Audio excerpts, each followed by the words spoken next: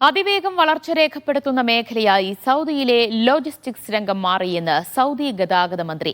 രാജ്യത്തെ ലോജിസ്റ്റിക്സ് സോണുകളുടെ എണ്ണം 59ആയി ഉയർത്തുകയാണ് ലക്ഷ്യം. ഒപ്പം 5 ബില്യൺ റിയാൽ മുതൽ മുടക്കിൽ നിർമ്മിക്കുന്ന വടക്ക് പടിഞ്ഞാറൻ റെയിൽവേ ലൈനിന്റെ നിർമ്മാണവും അതിവേഗം പൂർത്തിയാക്കുമെന്നും മന്ത്രി വ്യക്തമാക്കി. 2030ഓടെ രാജ്യത്തെ ലോജിസ്റ്റിക്സ് സോണുകളുടെ എണ്ണം 59ആയി ഉയർത്തുന്നതിനുള്ള അക്ഷീണമായ പരിശ്രമവും കഠിനാധ്വാനവും ഗതാഗത ലോജിസ്റ്റിക്സ് മന്ത്രാലയം തുടരുമെന്ന് ഗതാഗത മന്ത്രി സ്വാലിഹ് അൽ ജാസർ പറഞ്ഞു.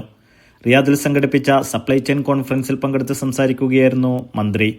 നിലവിൽ 22 സോണുകളിലാണ് രാജ്യത്തു നിന്നുള്ള സർവീസുകൾ പ്രവർത്തിച്ചു വരുന്നത്. 2024 അന്താരാഷ്ട്ര നാവിഗേഷൻ സൂചികയിൽ 231 പോയിന്റുകൾ അധികം നേടാൻ സൗദിക്ക് കഴിഞ്ഞതായും അദ്ദേഹം വെളിപ്പെടുത്തി. ലോജിസ്റ്റിക്സ് മേഖലയിലെ രാജ്യത്തിന്റെ കഴിവുകൾ വർദ്ധിപ്പിക്കുന്നതിൽ നമ്മൾ വിജയിച്ചിട്ടുണ്ട്.